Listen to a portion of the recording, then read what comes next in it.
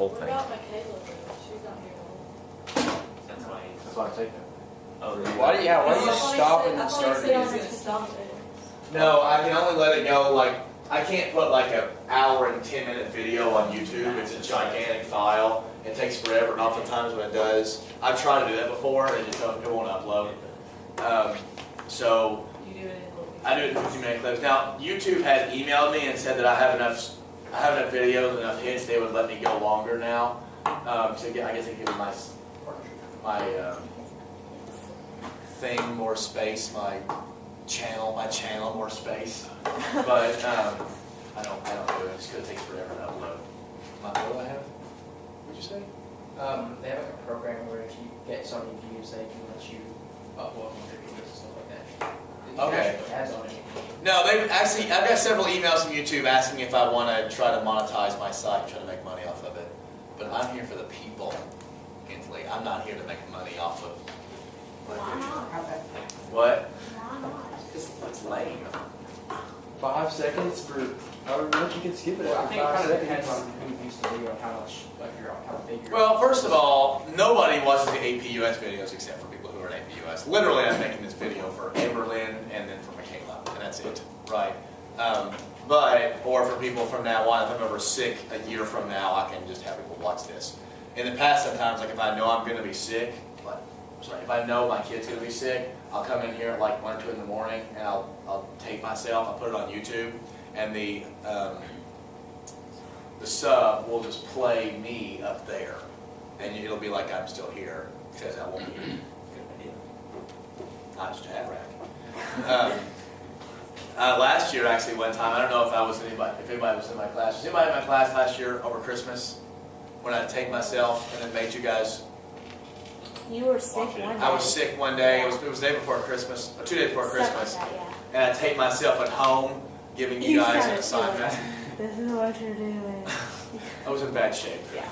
It was a rough day recording. Yeah. Third person. All right. Let's talk about the American Revolution. All right. Take Continental Congress. All right. First off, there were some big names to join.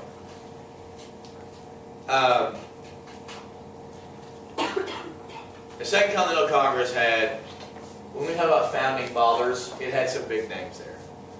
Franklin was part of the Congress, although he would be a diplomat. Jefferson was part of it, although he'd be a diplomat. Adams was part of it. All the Lees from Virginia. I mean, there were the Pickens from South Carolina. There were a lot of big names.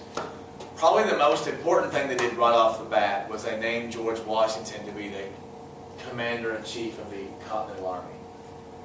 Now, many people, also you've heard of John Hancock. He was the ended up being the president of Congress. Many people wonder how Washington or why Washington was chosen to be the commander. There's a bunch of theories. What are the theories, do you think? He was a good leader. One was he showed up to Congress every day in a military uniform. That was just what he wore. He looked like he was a general. He was huge. Yeah, he's always in a military uniform. He was a big man. He looked powerful. But another thing was also more political.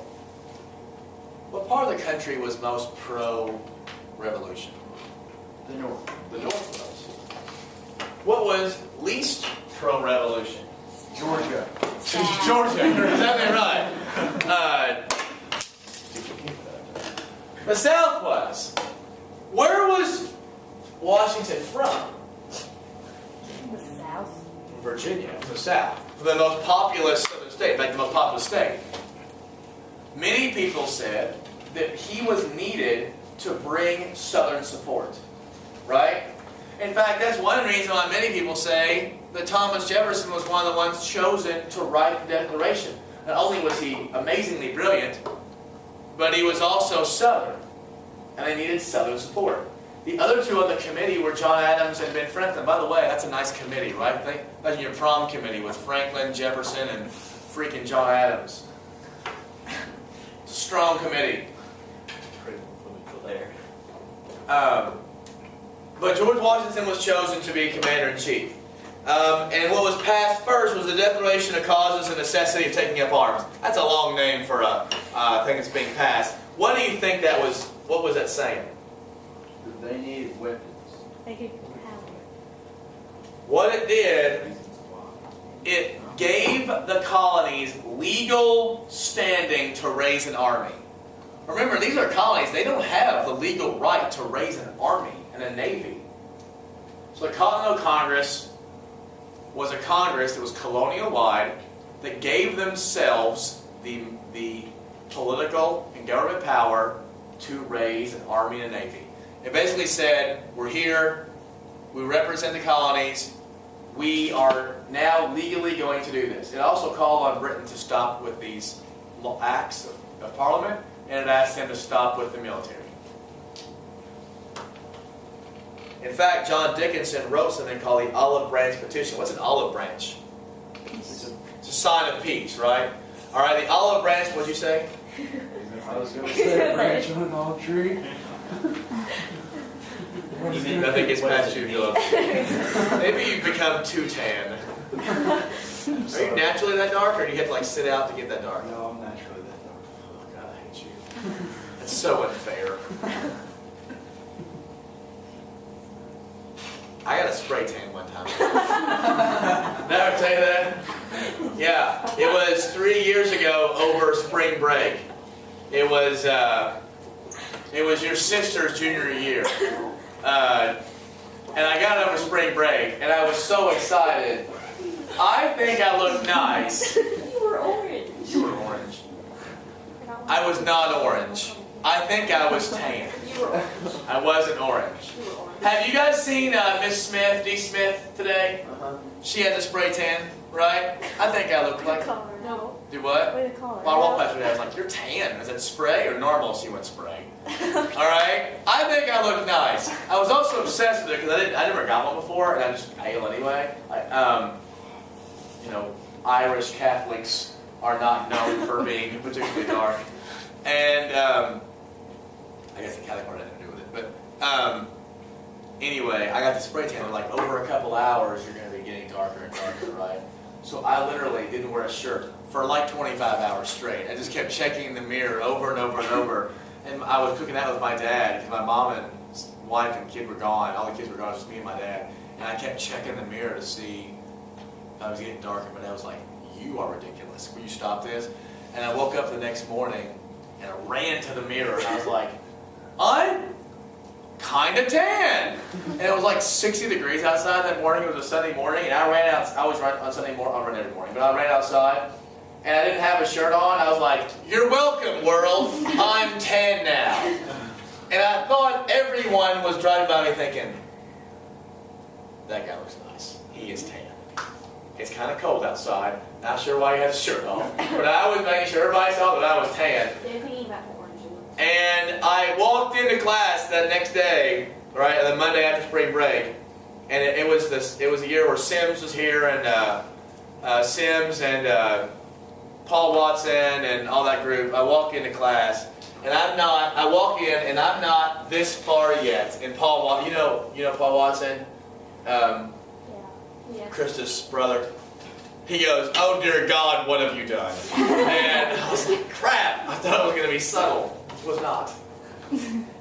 Alright, the Olive Branch Petition was sort of a last-ditch effort to prevent war. What they're saying was, we are British subjects. We recognize the crown. We recognize the right of the king to rule over all of British lands. What we want is for Parliament to get rid of the Intolerable Acts and for Parliament to stop with these illegal taxes. And what do you think the king did to the Olive Branch Petition? He ignored it. And the first major battle, we talked about early battles. Fort Ticonderoga actually is in the north, far north. Ethan Allen up in Vermont in the Green Mountains. Actually, that's where I ran my marathon this summer, was in the Green Mountains. Ethan Allen, the Green Mountain Boys. At Fort Ticonderoga, we're actually close to Fort Ticonderoga on our way up, which is kind of cool. But this is an early battle that's being fought and won.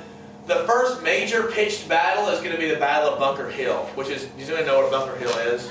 My neighborhood. Right, it is close to your neighborhood. It's outside of Boston. Today it's like in Boston, but about 1,000 redcoats had just walked directly towards. You ever heard that thing where the commander says, "Don't shoot till you see the white of their eyes"? That comes from Bunker Hill. And these oncoming British soldiers are marching towards them. 1,000 of them gets mowed down in about a half an hour by American shooters. The only problem is the Americans ended up having to retreat because they ran out of bullets. So the British sort of won tactically because they took Bunker Hill, but the Americans gained some sort of moral victory because they killed a lot more than were killed. Wasn't that not fought on Bunker Hill? It was fought on like another Reed's Hill. Yeah. Following this, following Bunker Hill, the king officially says the colonies are in rebellion. And what he does is he hires 18,000 Hessians, mercenaries, bloodthirsty, baby-killing Germans. Fowler, did you know the Germans kill babies? So Hessians were German. They were German. Mercenaries. The colonials, the American colonials could not believe that the king would hire these blood-sucking savages to kill his own people. What kind of a man would do this? Maybe all of a sudden now we're thinking a little bit differently.